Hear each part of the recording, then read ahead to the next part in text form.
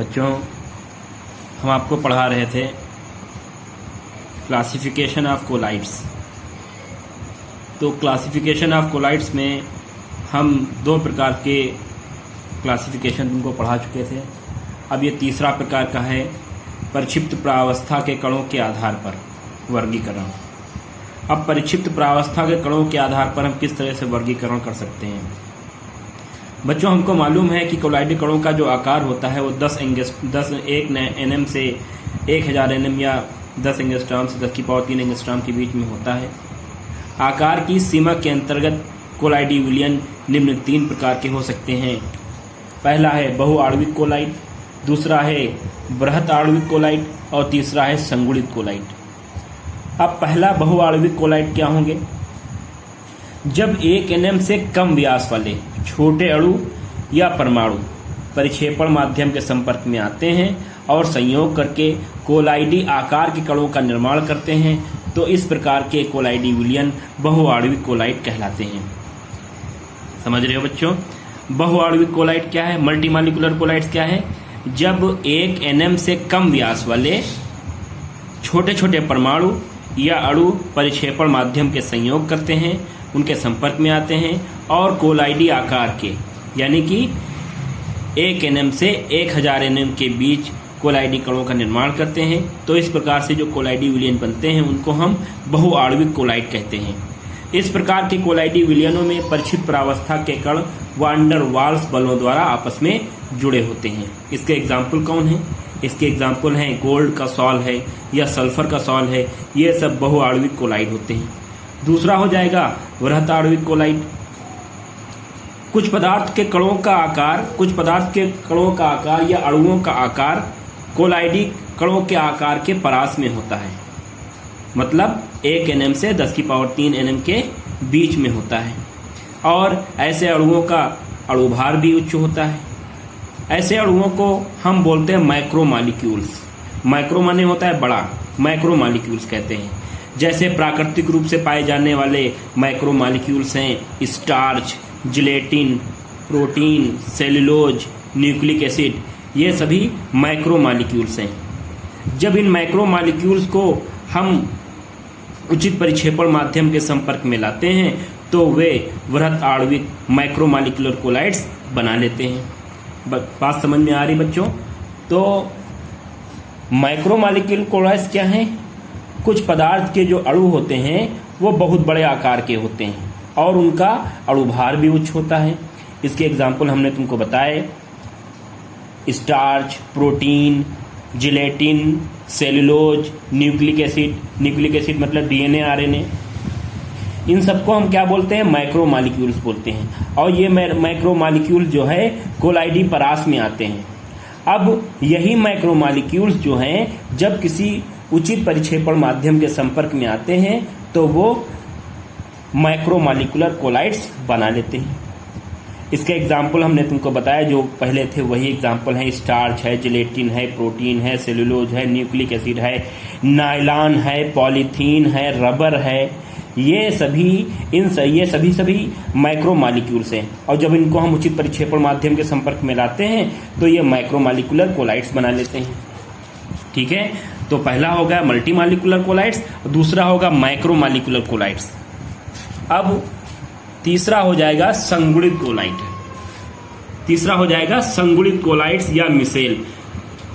इसमें सबसे इंपॉर्टेंट जो चीज है वो मिसेल ही है, संगुणित कोलाइड ही है, बहुत ही इंपॉर्टेंट है। अब संगुणित कोलाइड क्या है? कुछ पदार्थ निम्न सांद्रता पर सामान्य प्रबल विद्युत अपघट्यों की तरह व्यवहार करते हैं, लेकिन उच्च सांद्रता पर कणों के संघूर्ण के कारण कोलाइडी गुण प्रदर्शित करते रहते हैं। इन संगुणित कणों को मिसेल कहते हैं और ये कोलाइड संगुणित कोलाइड कहलाते हैं। बात समझ में आ रही है? तो कुछ जो पदार्थ होते हैं जब उनकी सांद्रता निम्न होती है, जब उनकी सांद्रता कम होती है, जब उनकी मात्रा कम होती है, तो वो नॉर्मल प्रबल विद्युत अपघट्यों की तरह व्यवहार करते हैं। लेकिन जब इनकी सांद्रता उच्च होती है, जब इनकी सांद्रता अधिक होती है, तो ये कण जो है संगुणित का मतलब क्या होता है? आपस में जुड़ना। संगुणन माने क्या होता है? आपस में जुड़ना, आपस में मिलना, इकट्ठा होना। तो जब कम सांद्रता होगी तो वो किसकी तरह व्यवहार करेंगे, सामान्य प्रबल विद्युत अपघट्य की तरह कार्य करेंगे। लेकिन जब उच्च सांद्रता हो जाएगी तो उच्च सांद्रता पर कण जो हैं आपस में इकट्ठा हो जाते हैं और मिसेल का निर्माण करते हैं। ये बात हमेशा याद रखना, मिसेल का निर्माण करते हैं और यही कोलाइट क्या कहलाते हैं, संगुणित कोलाइट कहलाते हैं। जिस निश्चित ताप के ऊपर मिसेल बनते हैं उस ताप को क्राफ्ट टेम्परेचर कहते हैं। इसे TK से प्रदर्शित करते हैं। जिस निश्चित ताप के ऊपर मिसेल बनते हैं उसको हम क्राफ्ट टेम्परेचर कहते हैं। और जिस सांद्रता के ऊपर मिसेल बनते हैं उसको हम बोलते हैं क्रिटिकल मिसेल कॉन्सेंट्रेशन, CMC। तो बच्चों इन दो बातों का ध्यान रखना, एक क्राफ्ट टेम्परेचर और दूसरा CMC क्या है।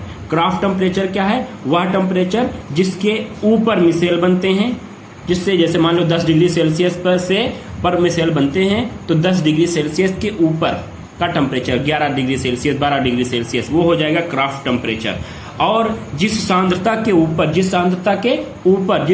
से अधिक सांद्रता के ऊपर मिसेल बनते हैं उसको हम बोलते हैं क्रिटिकल मिसेल कॉन्सेंट्रेशन, CMC।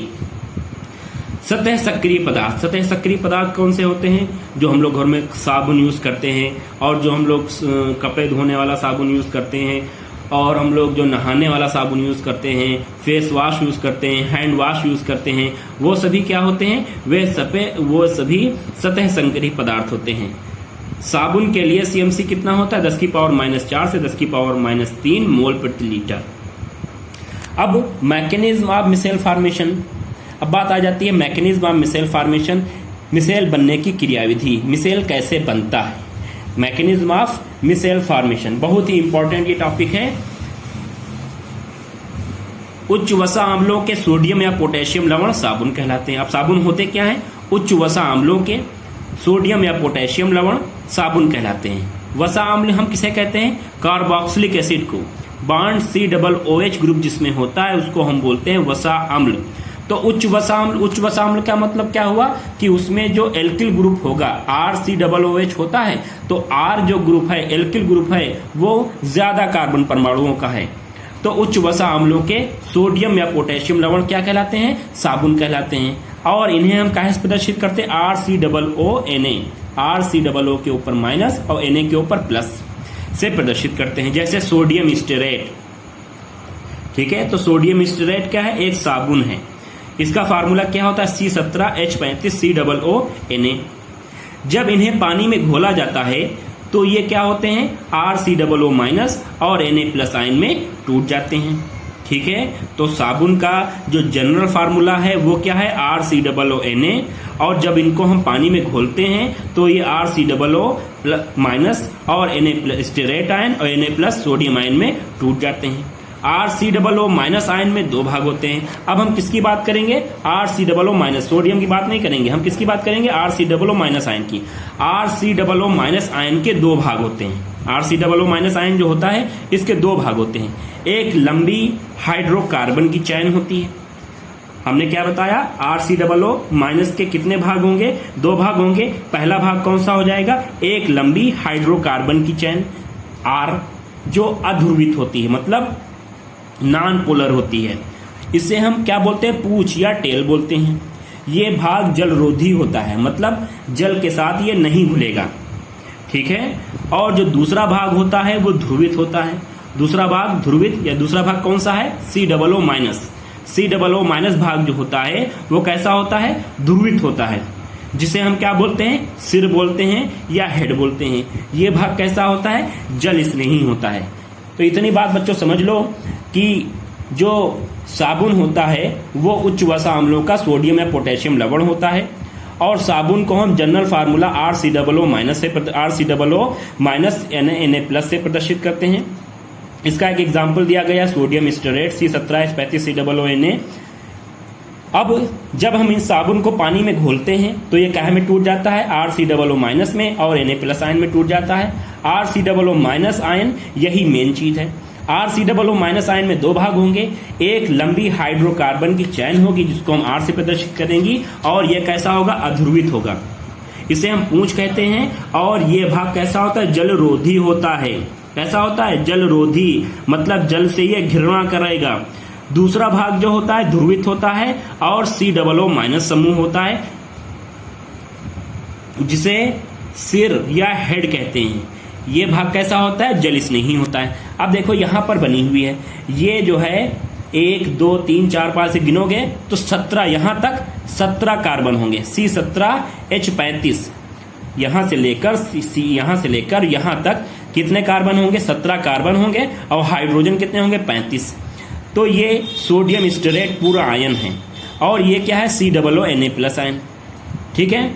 फिर उसके बाद ये इतना जो भाग है, ये इतना, ये इसके बाद ये तो पूरा एक सोडियम स्टेरेट साबुन है। ये सोडियम स्टेरेट जब इसको हम जल में घोलेंगे तो ये C17H35 COO- आयन में टूट जाएगा, Na+ आयन में टूट जाएगा। तो Na+ आयन की हम बात नहीं करते हैं, हम स्टेरेट, ये जो स्टेरेट आयन हम इसकी बात करते हैं। इसमें 2 पार्ट हैं। ये वाला जो लंबी सी हमको चैन दिख रही है, ये हो जाएगी, ये हो जाएगी नॉन पोलर। कैसी होगी? ये नॉन पोलर होगी। और कैसी होगी? हाइड्रोफोबिक होगी। Hydrophobic straight ion. हाइड्रोफोबिक का मतलब ये जलरोधी होगी। इतनी पार्ट क्या कैसा होगा? जलरोधी होगा। और ये वाला जो COO- है, ये कैसा होगा? हाइड्रोफिलिक होगा। इसको हम हेड बोलेंगे। और ये कैसा होगा? पोलर होगा।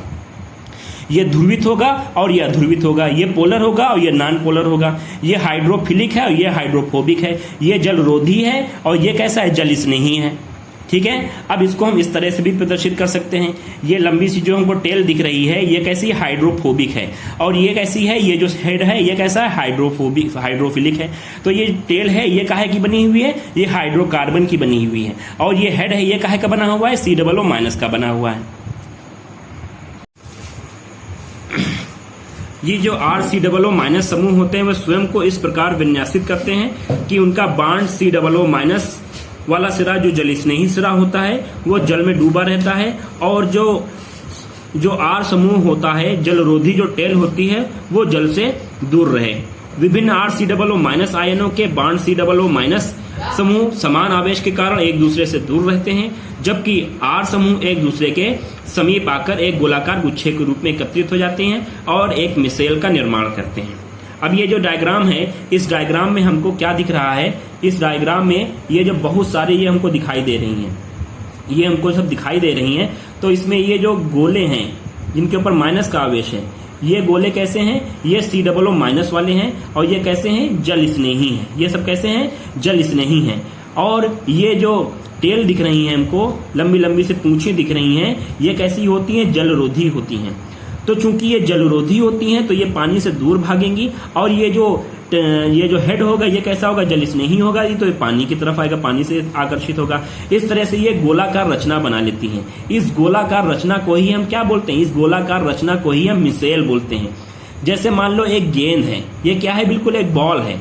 बॉल में क्या होता है? बॉल की जो सतह होती है उसके ऊपर क्या होंगे? उसके ऊपर ये जल स्नेही COO- वाले समूह होंगे।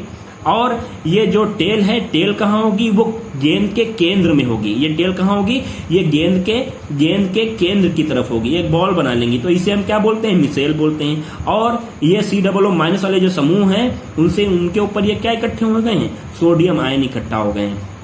तो इस प्रकार साबुन का एक मिसेल एक ऐसे ऋण आवेशित कोलाइड कण है जिसमें ऋण आवेशित बांड COO- समूह गोलाकार रूप में होता है। और R समूह कहाँ होता है? R समूह केंद्र में व्यवस्थित होता है। मिसेल की सतह पर उपस्थित बांड COO समूह Na+ आयनों द्वारा घिर जाते हैं, जो मिसेल को विलयन में भीतर खींचते हैं। एक मिसेल में 100 या अधिक अणु हो सकते हैं। इसी प्रकार जो डिटर्जेंट होते हैं, जैसे सोडियम लारल सल्फेट है, उसमें ध्रुवीय भाग कौन सा होगा? Bond SO4-। और अध्रुवीय भाग कौन सा होगा? अध्रुवीय भाग वही हाइड्रोकार्बन की चैन होगी।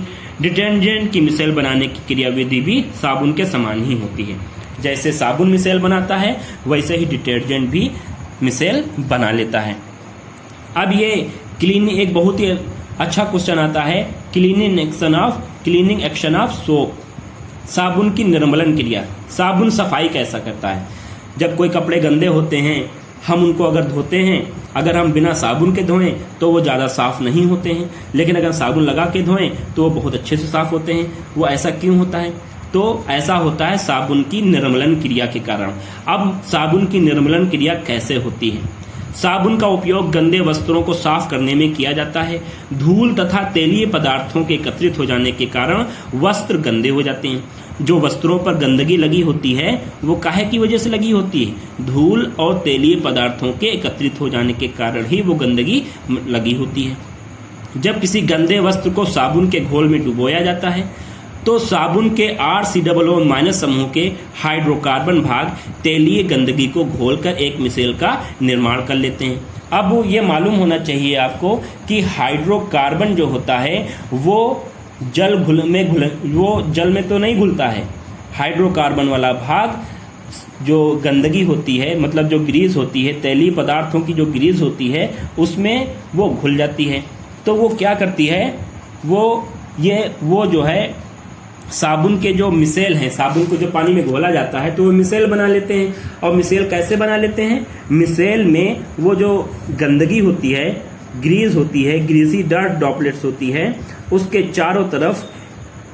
चारों तरफ साबुन की जो पूंछ वाला हाइड्रोकार्बन वाला भाग है वो एकत्रित हो जाता है। और उसके बाहर की तरफ बाहरी सरफेस की तरफ क्या है? बाहरी सरफेस की तरफ जल स्नेही वाला भाग है। ठीक है, तो ये जो डायग्राम हमको दिख रहा है, तो ये जो बड़ी सी बीच में गोला दिख रहा है, ये क्या है? ग्रीजी डर्ट ड्रॉपलेट है, मतलब ये मैल है। और ये जो पूंछ हमको दिखाई दे रही है ये काहे की है? ये हाइड्रोकार्बन वाला भाग है। हाइड्रोकार्बन वाला भाग जो है इस ग्रीसी यानी कि तेलीय पदार्थ को क्या कर लेगा? अपने में घोल लेगा। अब इसको तो घोल लिया, अब ये चारों तरफ कैसा भाग है? जल स्नेही वाला भाग है। ये जल स्नेही वाला भाग, अब ये जल स्नेही वाला भाग है मतलब जल में घुल जाएगा। तो जैसे ही हम पानी डालते हैं तो ये जो ड्रॉपलेट है, ये जो पूरी जो मिसेल है, ये पानी के साथ बह जाती है। और पानी के साथ जब बह जाएगी तो साथ ही में किसको भी ले जाएगी? जो गंदगी है उसको भी ले जाएगी। तो इस तरह से ये जो है कपड़ा जो होगा, जो गंदगी होगी वो साफ हो जाएगी। तो इस तरह से ये micelle cleaning action of soap है। इसमें ये क्वेश्चन आता है संगुणित कोलाइट क्या है, इनका निर्माण किस प्रकार होता है, साबुन की निर्मलन क्रिया समझाइए। तो ये बहुत ही इंपॉर्टेंट क्वेश्चन है, इसको अच्छे से समझिए।